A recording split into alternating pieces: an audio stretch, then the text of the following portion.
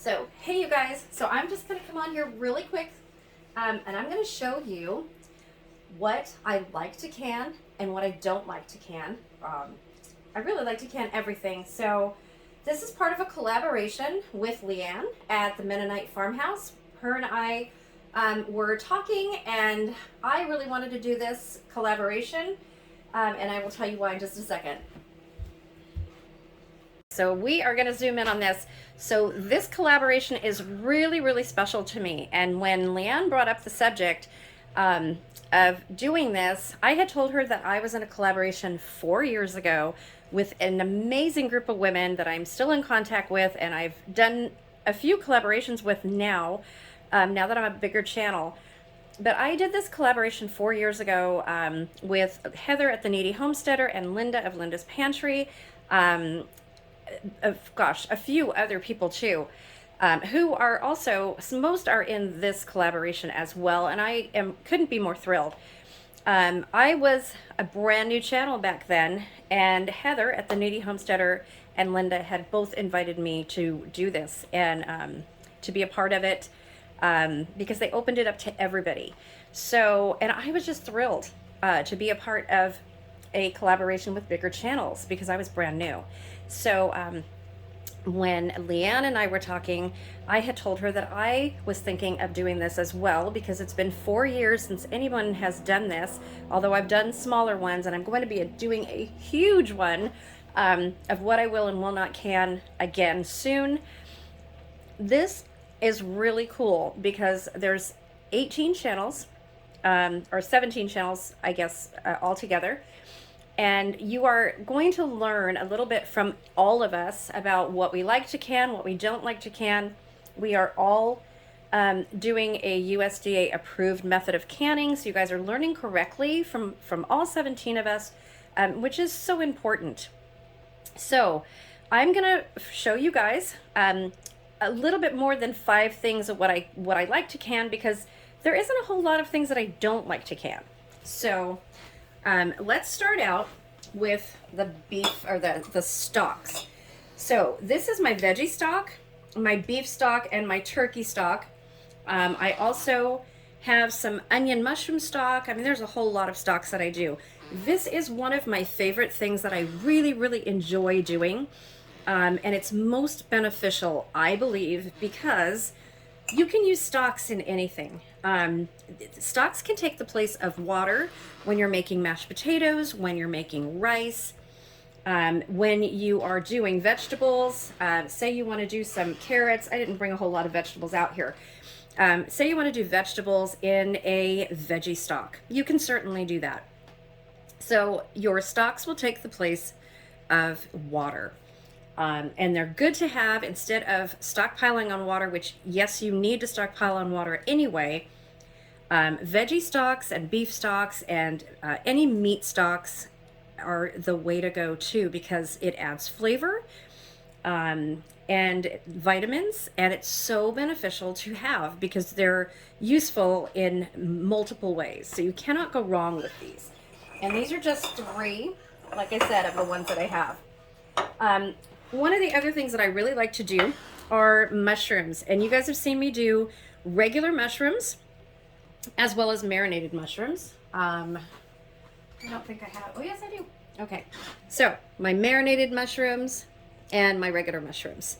These are amazing. If you guys have not tried the marinated mushrooms, go back and look at that video. Goodness. So I did them in half pints.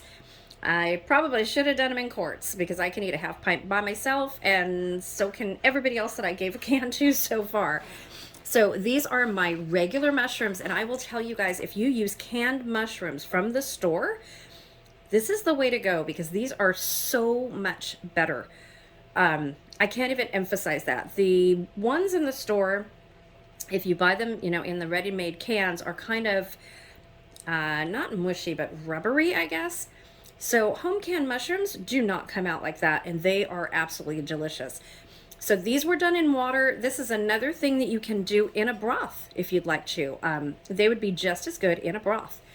But mushrooms also make their own little broth. So this will be like a mushroom stock when I take this out, and I can use the water in here to add to rice or, like I said, mashed potatoes. And when I made these mushrooms, I also did a mushroom and onion stock, and it came out fabulous, you guys. So I use that, or I have used that in some rice. I've used it mixed with noodles and some canned beef. And I've also used it in mashed potatoes. Absolutely delicious. So if you haven't done that, try that. One of the other things I love are canned asparagus. So these were done in 2019, and I actually just opened a jar of these the other day. This is in 1.5 pints, so that I don't have to cut so much off of the bottom. If you know how to make asparagus, you just cut it, or you break it at the joint where it breaks. And then I dehydrate the bottoms that you would normally throw away, and I make powder, so asparagus powder out of that. So these I cook just like fresh asparagus, and they taste just as good. I will put them in the broiler or the oven, mix them with some olive oil and some seasoning, salt and pepper, a little bit of garlic, put them in the oven until they get crispy, and they are delicious, delicious. So great to have. I just bought some more, but I didn't buy enough. They were just 87 cents a pound, you guys. So that was last week. And I did not have the chance to go out and get them. I went shopping yesterday doing one of my mystery shops. They are now $3.29 a pound, and boy, am I kicking myself. So next time they go on sale, I will definitely be getting some more asparagus. I'm just going to show you quickly. I love to can jam. So this is blueberry. I'm actually going to be making some more blueberry jam this weekend. I make every kind of jam out there. I also have a loquat tree here, and I will be making loquat jam for the second time.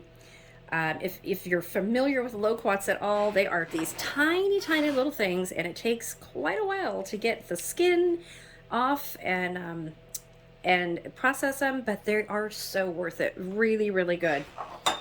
Okay, so I'm going to show you just one can of meat. I'm sure the other channels are going to be showing chicken and things like that. So I love to can meats. Like I said, I go mystery shopping, so I get a lot of my meat already paid for, which is a good thing. I love to can chicken breasts. They're good. I will pre-brown them or do a raw pack with any kind of meat. This right here is pork. I do beef, turkey, chicken, and pork so far. Those are the only kind of meats available to me. I would love to do venison. I used to eat venison 20-something years ago. I had somebody who got venison, but I have no way to get it now in California. Not many people hunt where I am at the beach, so it's not available to me right now. But I would love some if I can get a hold of them. One of my favorite vegetables are beets. Beets come out so beautifully, as you guys can see. These are farm fresh beets. I have some from my garden, but some also from a local farm that I go to, and they give me a really, really good price. I have a video from I believe last summer I got them. I am going to be going, I was going to go on Thursday and I didn't have a chance yesterday, but I'm going to be going and getting some more. So I do have some beets growing in my garden right now, but not enough for canning. I think there are like 3 or 4 medium-sized ones. So when I go to can, you kind of need a lot of beets. I would say start at least with about 15 to 20 pounds of beets if you're going to can. We go through these a lot. And again, the beets has a nice little, not a gravy, but flavored water, I guess, because these are done in water. And you can do whatever with this. You can kind of make your own salad dressing with this. Also, you can can your beets and dehydrate them and make them into a beet powder. So you guys know how a beet is a superfood and it's really expensive. You can make your own. Just dehydrate your beets. So to get this really cheaply, grow your own, can the beets and then dehydrate them. That is the best way to do because you have to cook them anyway. So really good. So for January, you guys saw me do my beef starter, and before that I did the chicken starter, which this is the chicken starter. It's got chicken and onions and carrots and celery in it, so we can make a chicken pot pie out of this, or chicken soup. You can use it for a chicken casserole. Really good to have. I have it labeled chicken soup, and this is my beef starter. This is with my homemade beef stock. It has beef in there, carrots, potatoes, onions. In fact, this has the Thrive Life onions in there, the freeze-dried onions. And everybody asked me if the potatoes are mushy. Nope, not a bit. Potatoes are amazing canned. You could do the same thing with a canned potato that you can a cooked potato. It's the same thing. You could make French fries. They are not mushy, you guys. They come out really good. So this beef starter, you can make a pot pie. You can make soup. Oh, I'm at a loss now. There's so many things. Over noodles, the same with the chicken. Over rice, the same with the chicken starter. Multiple uses for this. Okay, so you guys know that I'm Italian, right? And I go tomato picking every Labor Day. So we get about 200 to 300 pounds or more of Roma tomatoes, and I like to can my tomatoes. So these are whole Roma tomatoes with some fresh basil inside, and these are from last September.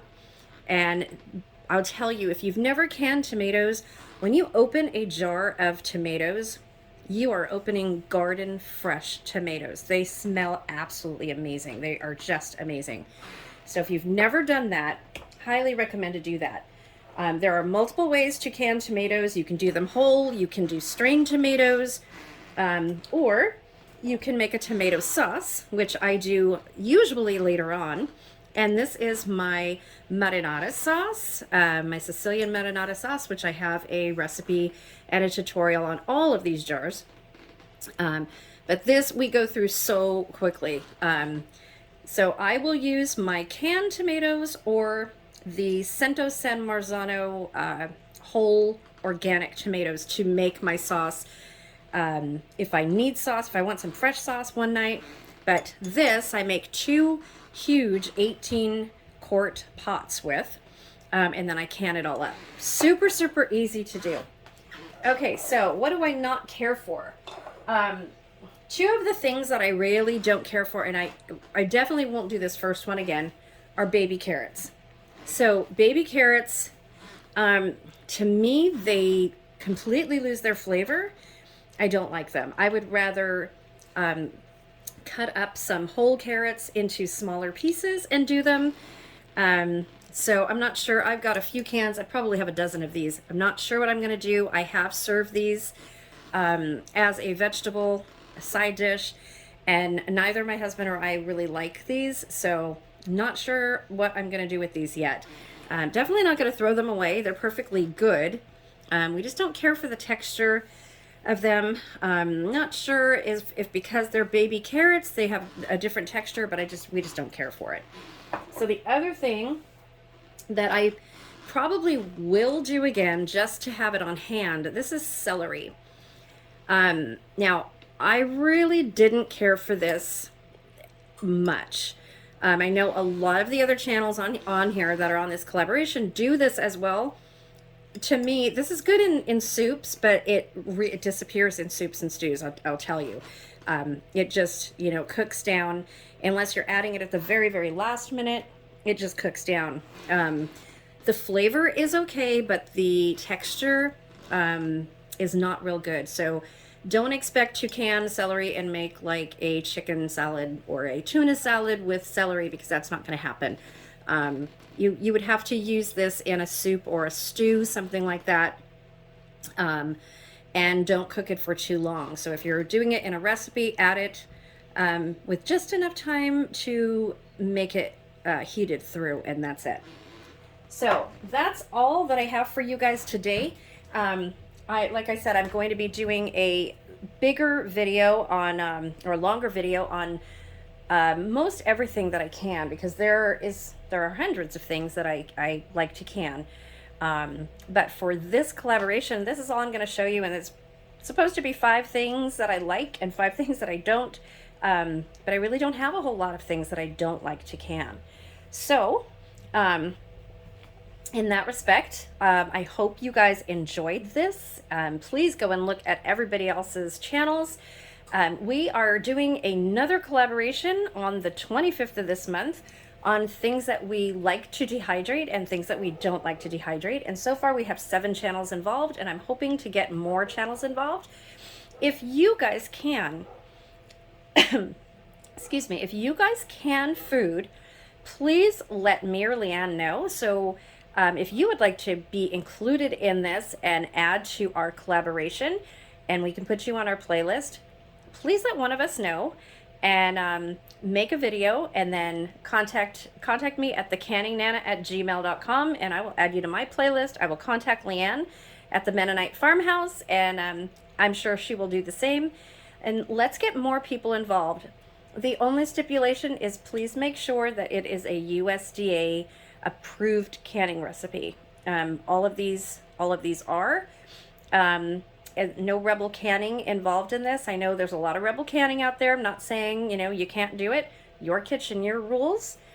But for this collaboration, we want to keep it where it's approved canning methods, because we have so many new canners, so many food preservationists out there now with all of the food prices and the gas prices and everything going up.